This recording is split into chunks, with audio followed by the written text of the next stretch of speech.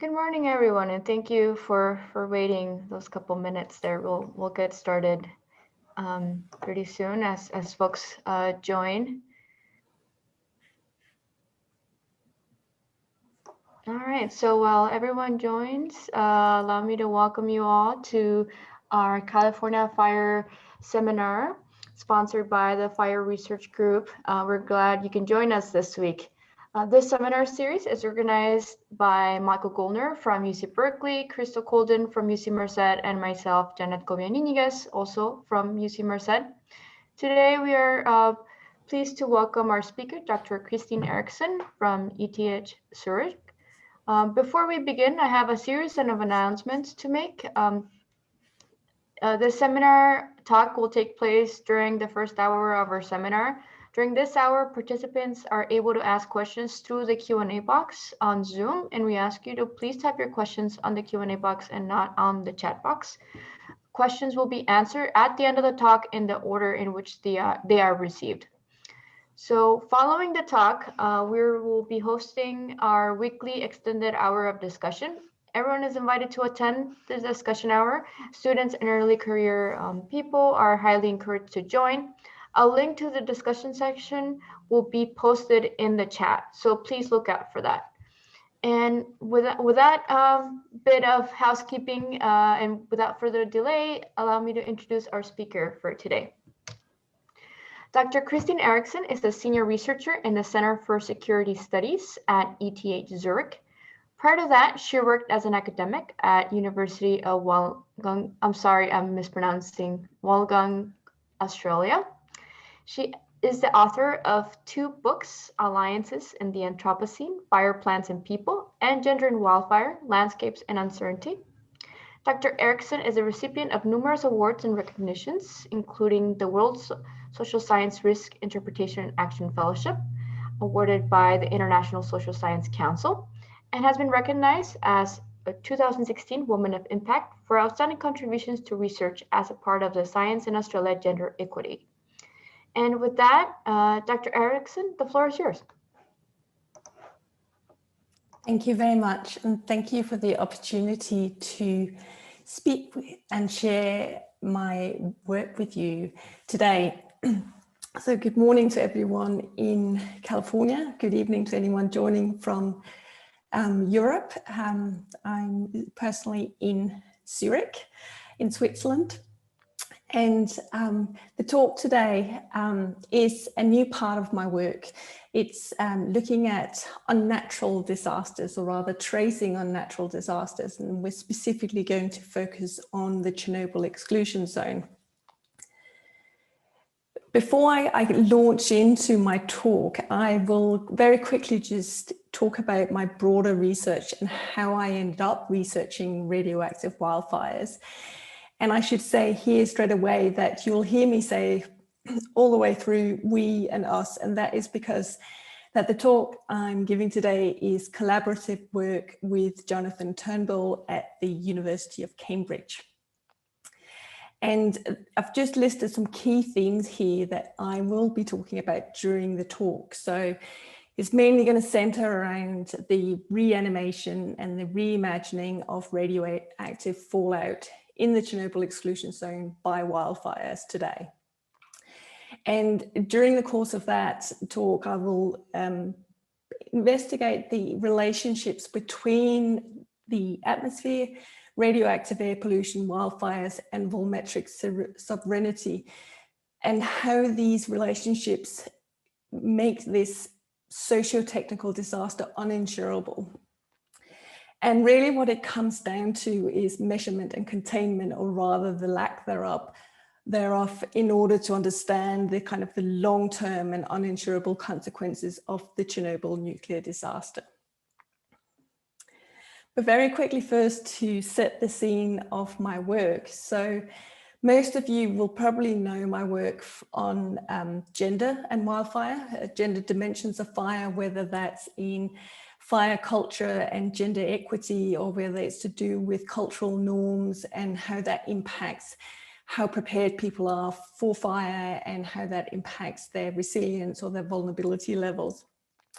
And I spent 13 years in Australia studying this, but a lot of that work was also in California. And I've been very fortunate to work with some amazing people, both in Australia and California. Some of them, I believe, is online right now, but it has ranged from looking at everyday life to insurance in recovery and kind of looking at how rebuilding and well-being is tangled up with insurance matters during recovery phases, whether that's 1 year or 10 years or 20 years. I've also worked extensively on Indigenous fire knowledge, both in California and Australia. And all of this work kind of came together in a collaboration that I did with art historian Sue Ballard, and we wrote the book that's down in the right-hand corner, Alliances in the Anthropocene, Fire, Plants and People, which was published last year. And it was during the writing of this book that I started looking at nuclear fire and how that is present to quite a worrying extent in our contemporary world in the Anthropocene. And the work started by looking at the Maralinga site in South Australia, and where the British had a nuclear testing site in the 1950s, and how that has ongoing ramifications for the Aboriginal people of their area today, whether that be with their reproductive health or whether it's to do with their ability to be on country, a country that is still poisonous. It's uninhabitable due to the pollution. And in looking at this particular case study in South Australia, I started looking further afield, and that inevitably led me to the Chernobyl Exclusion Zone, which lends itself really neatly to looking at how in the Anthropocene, humans have fundamentally changed the ways that seemingly, or what used to be natural processes, such as wildfires, are now a very different category of risk. So on the 26th of April 1986, the explosion and subsequent open-air graphite fire at reactor number 4 of the Chernobyl Nuclear Power Plant contaminated the soil, water and atmosphere alike with radioactive material at a rate equivalent to 20 times that released during the 1945 atomic bombing of Hiroshima. For 9 days, the fire produced updrafts that lifted deadly plumes of radioactive material into the atmosphere, which wind and rain then distributed over what was then the western parts of the Soviet Union, particularly Belarus, Ukraine and Russia, as well as many European countries, including Denmark, where I at the time were an 8-year-old child playing predominantly outside when this cloud of contamination came by. The area most heavily contaminated is known as the Red Forest, a 10 square kilometer area surrounding the Chernobyl nuclear power plant. And it's named after the pine trees that turned a ginger brown color after absorbing high levels of radiation. The ensuing cleanup operation bulldozed the majority of the pine trees and buried them together with other contaminated materials in newly dug trenches. And these unlined and leaky trenches were then covered with a thick carpet of sand, and pine plantations were replanted in an attempt to soak up the radiation and prevent it spread into the groundwater.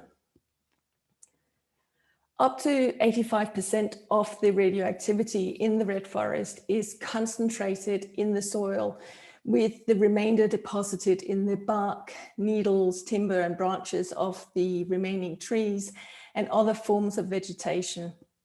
The gradual and indefinite evacuation of over 300,000 people, mainly from Pripyat, the overgrown town that you see in the photo in the top left corner, as well as the abandonment of agriculture within the 30 square kilometer Chernobyl exclusion zone, has with time facilitated the presence of a diverse range of flora and fauna, despite the radioactive fallout they absorb, eat, or inhale. And this has resulted in the Ukrainian part of the Chernobyl Exclusion Zone, excluding the red forest, being officially named the Radiation and Environmental Biosphere Reserve in 2016, while the Belarusian Police State Radioecological Reserve was created in 1988. Nevertheless, these areas remain some of the most contaminated regions in the world today. The relatively undisturbed growth of vegetation since 1986 has resulted in another problem. Over 1,000 wildfires have burned inside the Chernobyl Exclusion Zone since it was established in April 2020. And their presence is worrisome. While the specters of 1986 are alive in these fires, it's important to note that they are very different events. The graphite fire of 1986 released radioactive material high into the atmosphere.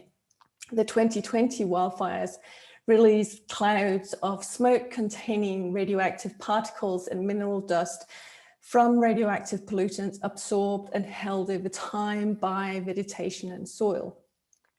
The smoke enveloped the surrounding areas, including the Ukrainian capital, 100 kilometers to the south, where Jonathan Turnbull, my collaborator, happens to live, directly experiencing and inhaling the smoke.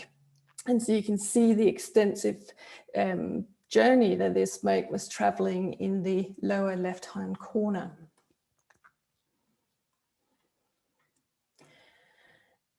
These wildfires and the drifting smoke are cause for international concern, as the likelihood of wildfires is increasing due to climate change.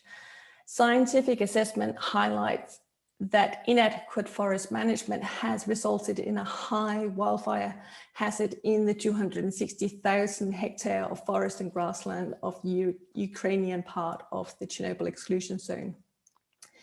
Given the right wind conditions, smoke and dust can travel across not just geopolitical borders, but across continents. And this poses a health threat both to the people who eat food grown in fallout areas and to people who inhale contaminated smoke, like firefighters and land stewards who attempt to manage the wildfire threat. A radiological assessment of two sizable wildfires in the Chernobyl Exclusion Zone in April and August 2015 found that the exposure to effective doses were about 1 millisievert per year within the borders of the Chernobyl Exclusion Zone, but outside and in the rest of Europe, doses were much lower, equivalent to about a medical X-ray at most. For context, 100 millisieverts per year is the lowest level of exposure at which there is a clear evidence of increased risk of cancer. This international concern points to the numerous local and global consequences of the indiscriminate crossing of borders by atmospheric particles moved by uncontrollable forces such as wind and air currents. And in this seminar, I'll examine the lingering consequences of the Chernobyl nuclear disaster in the context of the atmospheric challenges posed by the reanimating and reimagining of radioactive fallout by wildfire that, according to local reports, were ignited by neglectful farmers and or an arsonist. We, as in Jonathan Turnbull and I, interrogate how the relationship between the atmosphere, radioactive air pollution, wildfires, and volumetric sovereignty renders this ongoing socio-technical disaster uninsurable. And the premise of our analysis of present-day uninsurable relationships in the Chernobyl Exclusion Zone is the tangible lack of insurable relationships in the Soviet Union at the time of the disaster in 1986. Today, operators of nuclear power plants are liable for any damage caused by them, regardless of fault. In 1986, no legislation existed in the Soviet Union that entitled Belarusians, Ukrainians, or Russians to claim compensation for the damage they suffered, both in the acute aftermath, but also in the ensuing years. And consequently, people felt abandoned or exposed twice. And Tom Davis has written about this beautifully. He says that they felt abandoned or exposed twice, once to the hidden threat of radiation and once more to a state that has abandoned them. Furthermore, the Soviet Union was not a signatory of the conventions that addressed international liability issues. And these conventions are particularly the Paris Convention on Third-Party Liability in the Field of Nuclear Energy of 1960, the Vienna Convention of Civil Liability for Nuclear Damage of 1963, and the Brussels Supplementary Convention of 1963. There have been significant improvements to national laws and international conventions since then, first in response to the Chernobyl disaster and subsequently after the Fukushima triple disaster in 2011. However, in 1986, people in the Soviet Union were at the mercy of political will for any form of compensation, while the consequences felt overseas fell back on national principles of common or civil law, as well as political will. The strict liability of the nuclear operator, which is one of the key principles of most conventions and laws regarding nuclear third-party liability today, is significant because an insurance claimant does not have to prove how an accident occurred, i.e. they don't have to prove fault. However, even with the extension of the prescription or extinction period of insurable damage to 30 years post-event in the revised international conventions, many impairments to the environment or personal health are not covered retroactively because of the difficulty of proving causality years or decades after a disaster. And complicating matters further in the context of wildfires in the Chernobyl Exclusion Zone, there's no international legal agreement on the vertical extent of sovereign airspace. And in what follows in this talk, we build on a growing body of geographical literature on affective atmospheres and volumetric sovereignty to examine the ungovernable atmosphere and the uncontrollable flow of air and radioactive particles in the Chernobyl Exclusion Zone.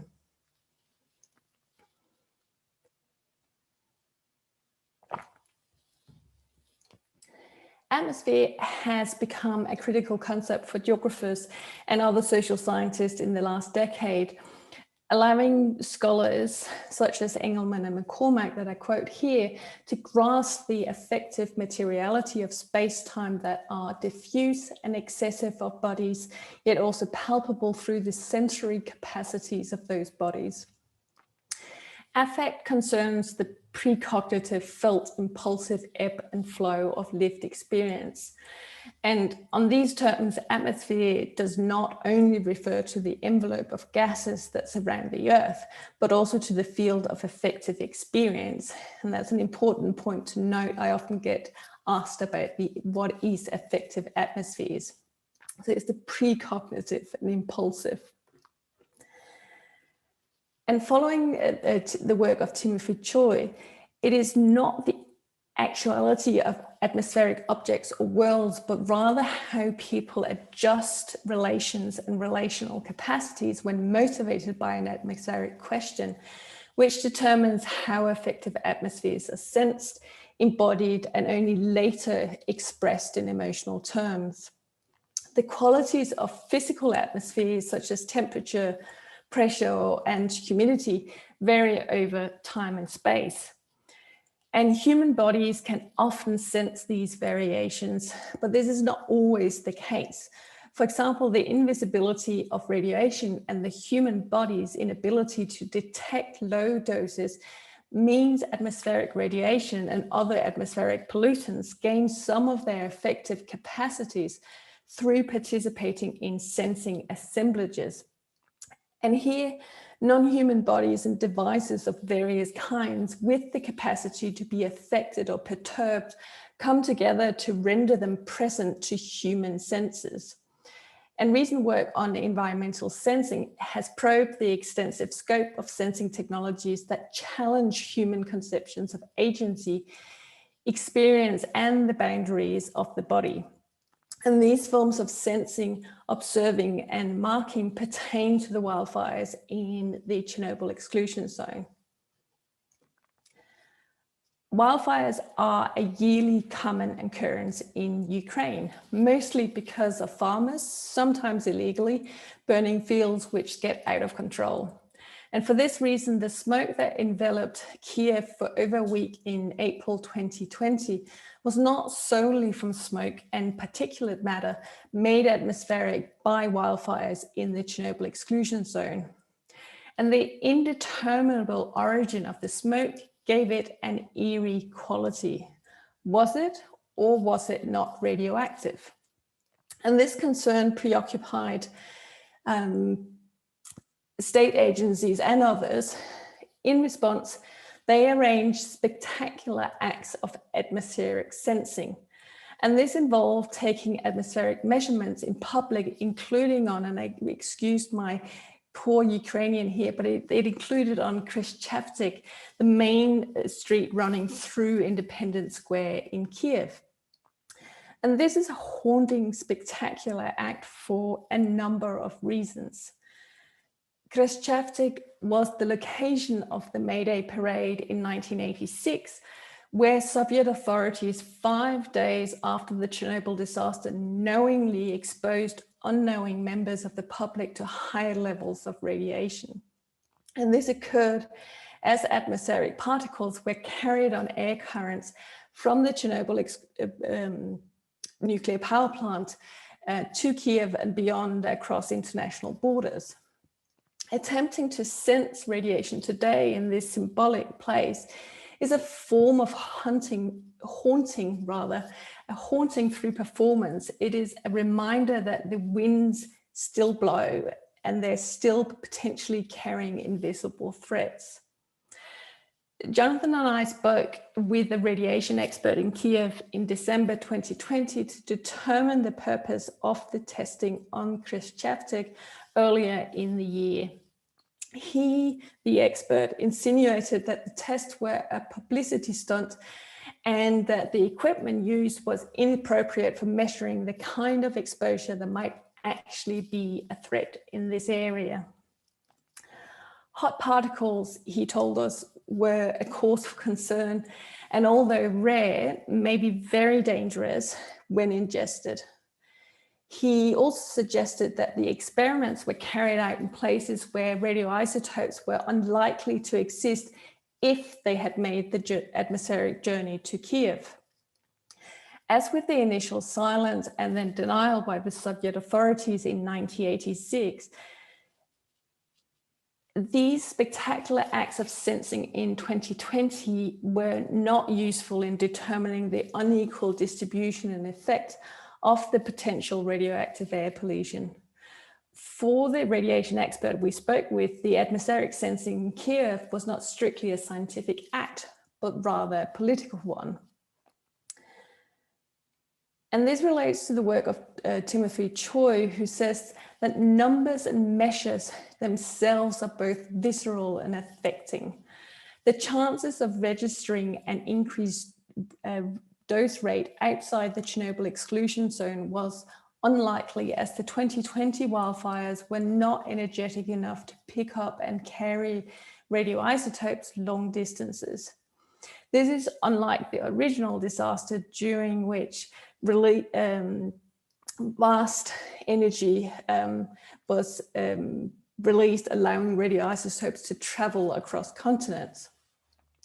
This spectacular sensing, therefore, was generative of the affective atmosphere associated with the wildfire, as the readings taken on Khrushchevsk were posted on social media and circulated widely by the authorities. This spectacular nature, therefore, was generative of the affective atmospheres associated with the wildfires.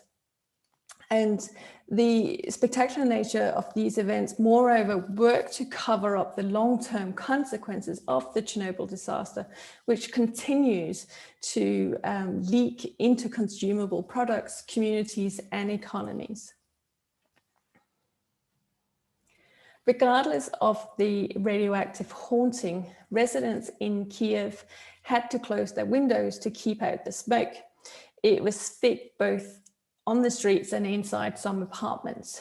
Living in Kiev meant embodying and sharing with neighbors what McCormack has written about as the specificity of experiencing and being in and indeed witnessing things becoming airborne. As Kiev residents stayed indoors, a sense of being contained arose, which was especially troubling for people whose movements were already restricted due to the COVID-19 lockdown. The lack of fresh air, both inside, which was stale, and outside, which was smoky, gave rise to a sense of envelopment by air pollution. The radioactive haunting added another layer of fear.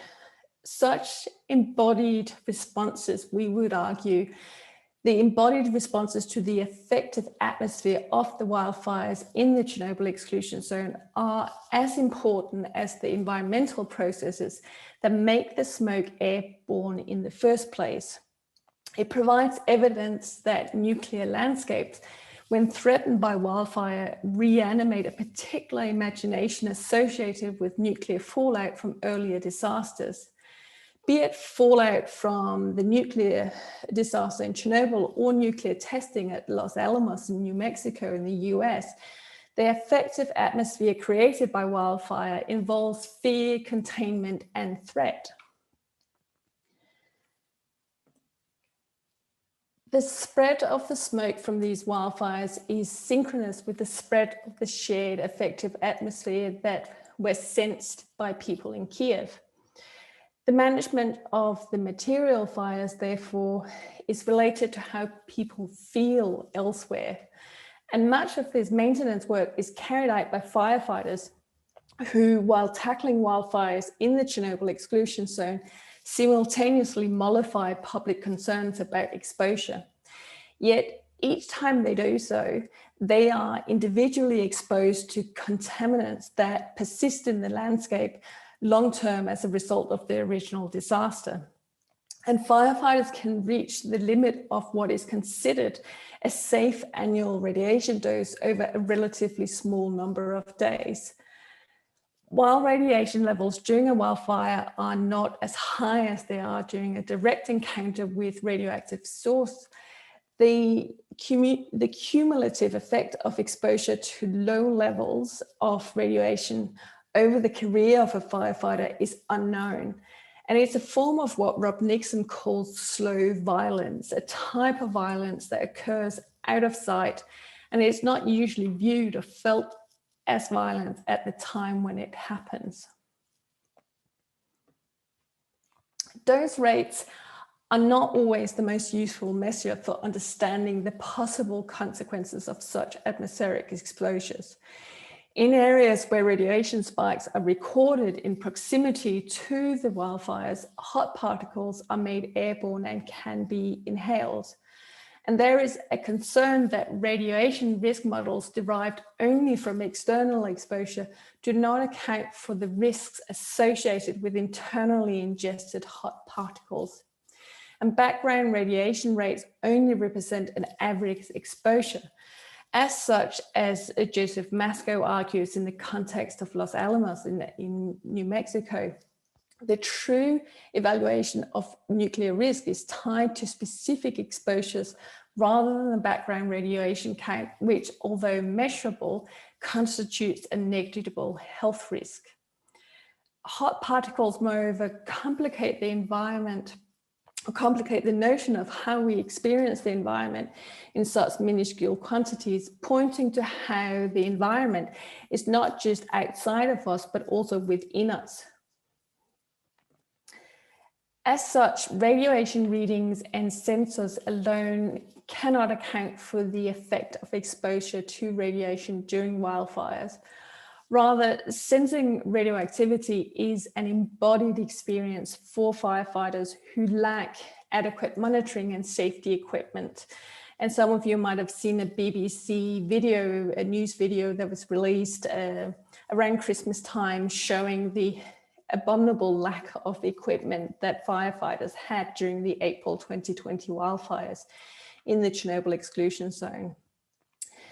And Jakob Kalinic, a firefighter at Pariship Station about 9 miles from the former Chernobyl Nuclear Power Plant, describes how he knows when he's fighting a fire on radioactively contaminated ground, because he gets this tingling sensation, like pins jumping all over his body, in addition to the heat that he normally feels when he's fighting a fire. And this relates to the work by Nicholas Shapiro, who says that bodies are sensors that indicate the presence of toxicants and in some cases specify their atmospheric concentration with uncanny precision. So the tingling that Jakob is experiencing while fighting the fires is this uncanny precision that his body is telling him that there's something wrong with the atmosphere he's breathing in. Similarly, Angela Krieger suggests that human bodies come to serve as unconscious sensors of their environments. A range of animals, including bees, also continue to be enrolled as sentinels for determining the effects of the Chernobyl nuclear disaster on nature more broadly. And these vernacular accounts of radioactive landscapes contribute to a sensing of microscopic atmospheric encounters and how these encounters are often embroiled in sensing the world well before cognition catches wind of protracted chemical encounters. Atmospheres then are something we are immersed in. They are embodied, but they are also sensed and represented.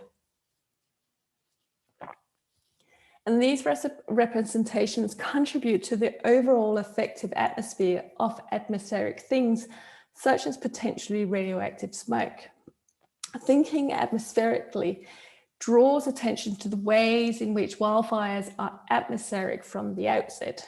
Wind and oxygen fanned the spread of the 2020 wildfires in the Chernobyl Exclusion Zone, while much needed rain ultimately extinguished them. In attending to the affective and material atmospheres of these wildfires, we come to understand their representation and sensed embodiment as issues of suspension, material and affective. First, wildfires resuspended the radioisotopes originally deposited during the disaster in 1986, causing problems for people exposed to a toxic atmosphere. Here, suspension challenges the idea that the terrestrial and the atmospheric are separate entities. Second, the clouds and smoke that spread from the Chernobyl Exclusion Zone and enveloped surrounding areas may or may not have been radioactive, resulting in those exposed to it being suspended in a liminal state of unknowing. And this state of unknowing is compounded by the stochastic nature of radioactivity's effects, especially hot particles, which are difficult to account for and measure. So what then do notions of suspension, which challenge understandings of the terrestrial and the atmospheric as separate, do to notions of sovereign power and accountability for environmental catastrophes?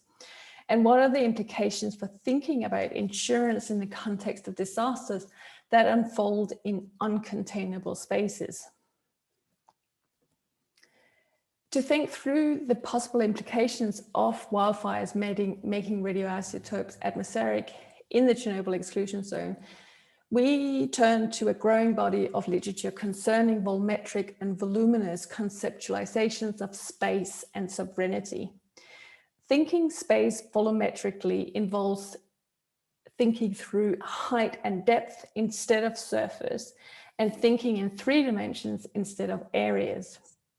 Volumetric approaches have largely been concerned with metrics and measurements, while voluminous approaches emphasize embodied understandings of material entities like dust within dynamic assemblages like air and oceans, which are never static and cannot be contained. Measurement and containment, or rather the lack thereof, is key to understanding the long-term and uninsurable consequences of the Chernobyl nuclear disaster. Notions of the Chernobyl Exclusion Zone as a contained space are complicated when we think volumetrically and voluminously. So think of the borders on the map I showed at the beginning. Those borders mean nothing in this context. The radiation seeps out and is outside of those marked 2D borders. Understanding the Chernobyl Exclusion Zone as a vertical space that extends both upwards and downwards allows us to reframe the movement of radioisotopes beyond those standard 2D cartographic representations of contamination.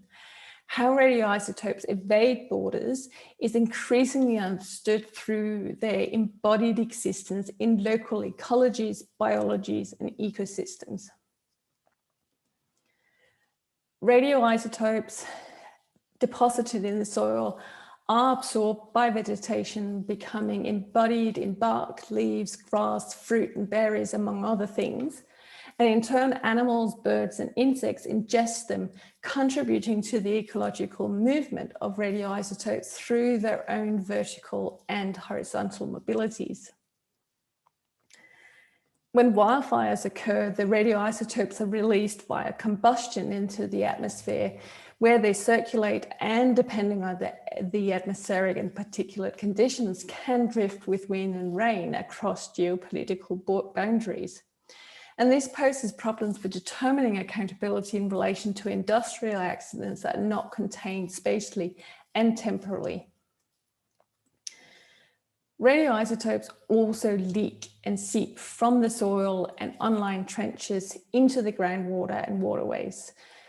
As with creatures, they become embodied in people when the polluted water, vegetation, and air are consumed or inhaled.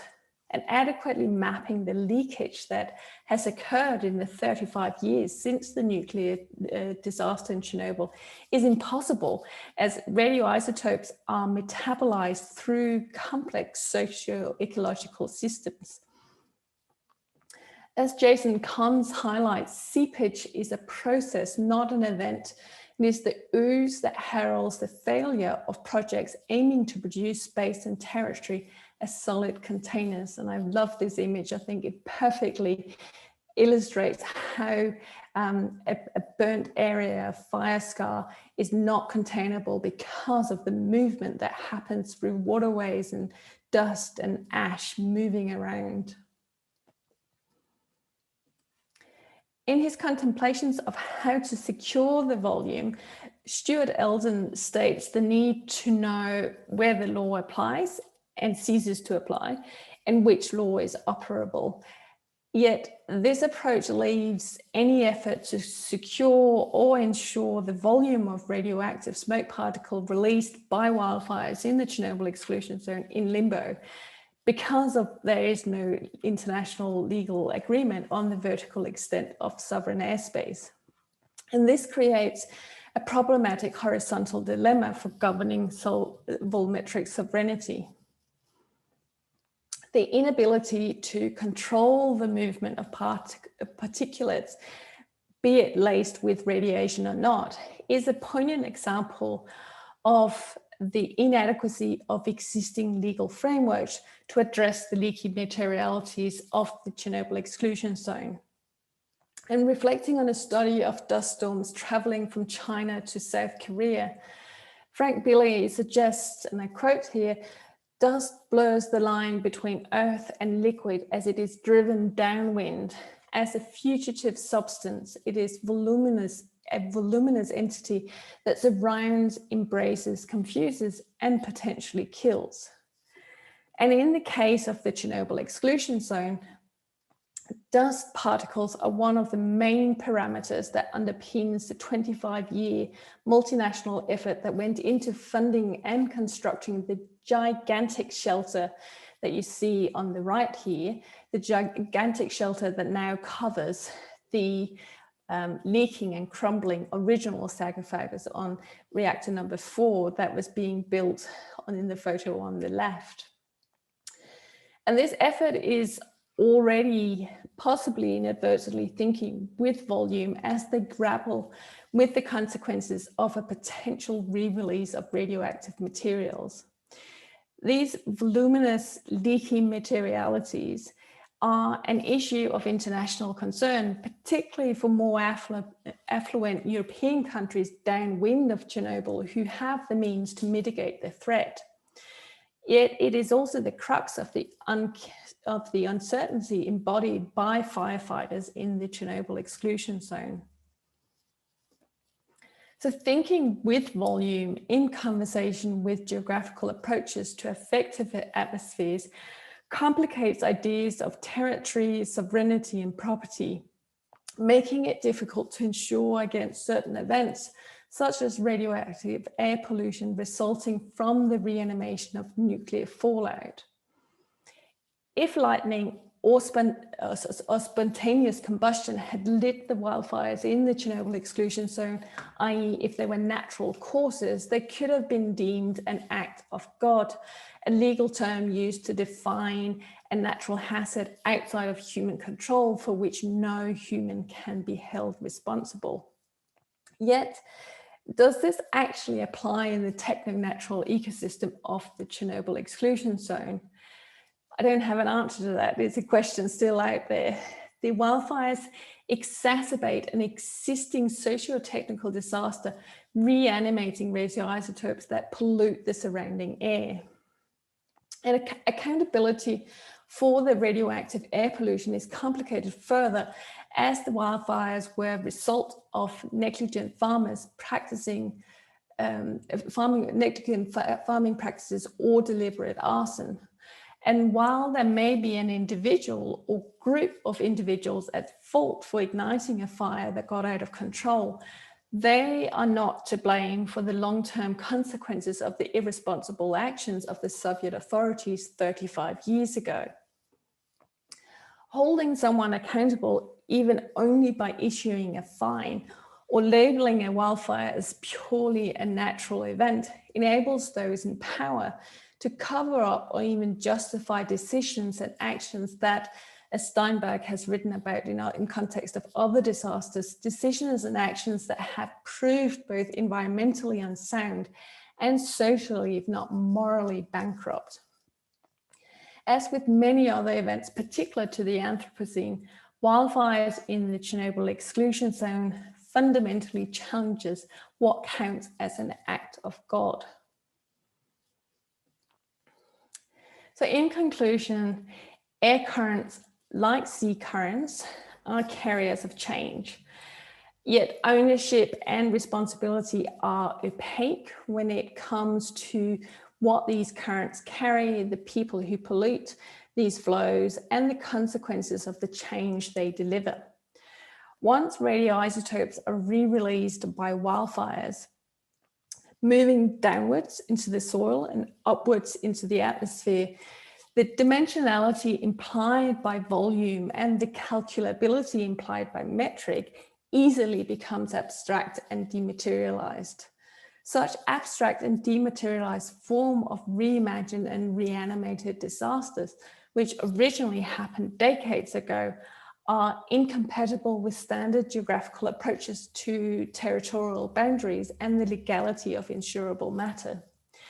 Yet the consequences of these voluminous leaky materialities are unequivocal.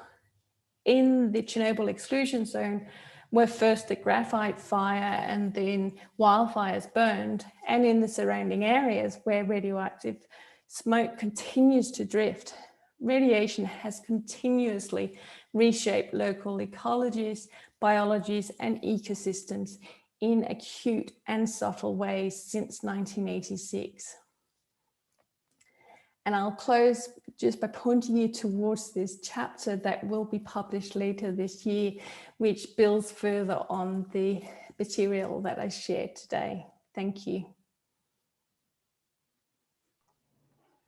Thank you, Dr. Eriksen, for such a great talk. I think for a lot of us working in wildfire, really appreciate your perspective, as perhaps we haven't been exposed to this potential effect of wildfire. So I really appreciate it. I learned a lot.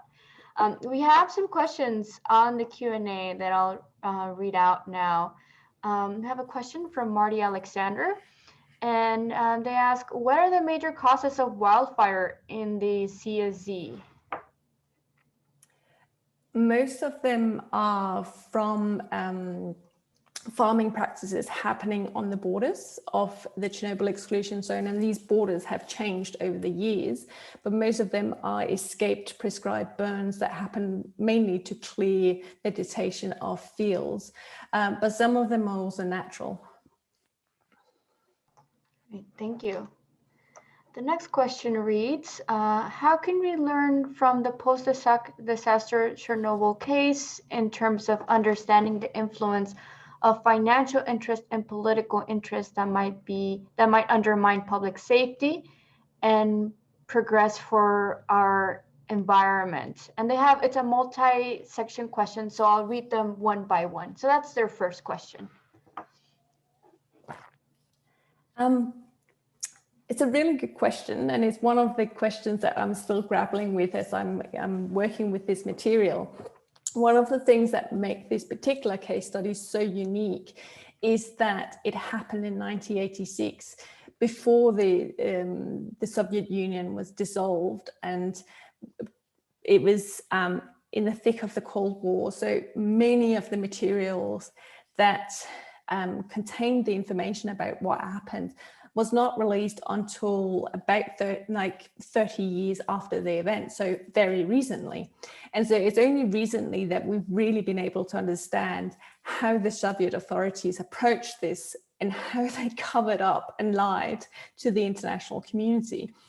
But it's also really interesting how the international community reacted. In the case of 1986, it was a nuclear power plant in Sweden that first picked up on the radiation trace from the explosion at Chernobyl. And in, I think it was in 2020 again, so last year when the wildfires happening, again, it was Swedish nuclear power plants that picked up on the traces in the atmosphere. So there's something to be said about how this uncontainability of radiation when it comes to flows of air and water means that the international community and political relations internationally are both faced with a major challenge, but also they also have an opportunity because they have the evidence of something happening. And it's hard to speak to what didn't happen back in 1986 and the years thereafter. But I think the Fukushima disaster is an interesting parallel to that, because Japan is a modern society that shares its results. And we are seeing a similar kind of disconnect from moving away from nuclear power in countries like the US or India or Brazil, even though Japan has closed down most of its nuclear power plants subsequently. And they did that very quickly after the Fukushima reactor. And Germany, within a year, or was it within 5 years, they implemented a policy to completely phase out nuclear power plants. The same has happened in Switzerland. So internationally, politically, we react really differently, but there's no coherent approach to how we do that. And that's tied up in the economics, certainly in the UK, where they still push for nuclear power plants. That has a lot to do with being in need of a cheap fix for energy. And rather than harvesting and building on the immense sustainable energy resources that a country like the UK have, they still are pushing nuclear power. so there's some really interesting tensions there that go really deep into national economics, but also international relations and how we share or do not share when it comes to some of the key infrastructure systems that we are dependent on today. Thank you, very interesting. And then I'll read the two other follow-up questions from the same person because they're related. The first question asks, how do we resist the pressures from investors, hedge funds, bondholders, etc., and other stakeholders to avoid confronting the long-term health, safety, and environmental effects from catastrophic wildfires in order to prematurely close liability issues? And then the second part of that question is, how could corporate bankruptcy, legal, and administrative process reform recalibrate a balance between short-term financial interest and longer-term interest in public health, safety, and our environment? Good questions. They're very detailed questions. Let me see if I can do them at least some justice. So political will is the ultimate thing that we are requiring to address some of these issues. We have the alternatives to nuclear power. We have made like incredible advancements in alternative sources of energy that most countries in the world could tap into if there was political will to shift in that direction. And let's face it, political will is what drives these boardrooms where decisions are made. It's what drives bondholders. It's what drives insurance companies. And it's partly to do with the entanglement of politics and economy. So one of the ironies of radiation, and Ulrich Beck back in '86, when he published his book Risk Society, wrote about this beautifully, where he had predicted all of this by saying that the irony of radiation is that it comes back to haunt the people who have caused it in the first place. So even the Soviet authorities in 1986 could not run away from the consequences, like the radiation drifted to Moscow even. So there's something to do with the Anthropocene and the way that we as like human beings have pushed the environment and technology to an extent where we blindly follow technological solutions when we know that we have now reached a stage where we can't control the consequences of it. There's like, it's not in our lifetime. It's like who knows whether humans will still exist the day that the final contamination from the Chernobyl nuclear power plant finally has, like, the half-life of all that contamination has actually run its course. So we as an international community need to make some really hard choices. But in the end, it comes down to political will to really drive this. And political will is driven by the people who vote them into power, right? So it doesn't mean that grassroots movements, NGOs, businesses, and all other kind of layers of society can't do anything. They can, but it's about who we vote into power and how we hold them accountable, right? If we don't hold those in power accountable by selecting a Supreme Court that doesn't hold people accountable, it's about actually getting to the nitty-gritty of how society is stitched together. And we need, as individuals, say, we need to choose when we get our choice of where we get our energy from. We need to choose to get it from sustainable sources, not from the standard grid. There's little choices that we as individuals can make in the everyday, but that scales all the way up to the highest level of political power. And there was also something in those questions about insurance for catastrophes. And there is a developing movement within the insurance system that is trying to address catastrophic events. And it seems to be particularly used in Latin America and kind of island communities so far, but it's partly to do with the economy again. It's about the market and how insurance company, by getting people to pay into a pool, can invest that money so the day that a major event happens, and these catastrophic bonds, as they're called, they are determined by, say, a particular magnitude of an earthquake. And so if a country has an earthquake and it hits that particular magnitude, no questions are asked, the money is paid out by the insurance company. But if it doesn't hit that magnitude, no money is paid out.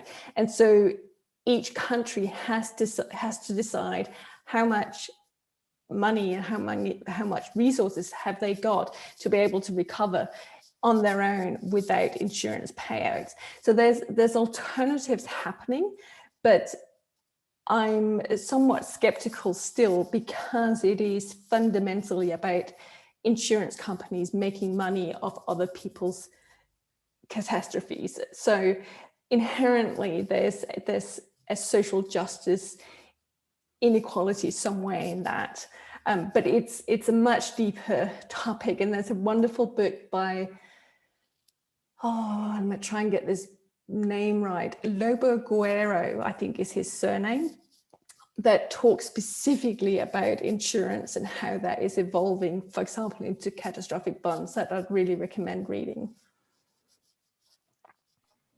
Great, thank you.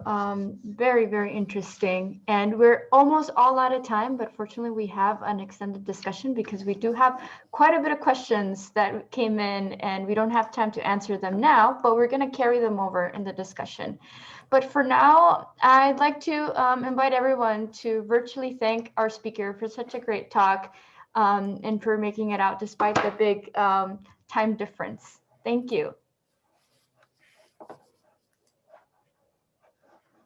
All right, and now we'll move on to the discussion.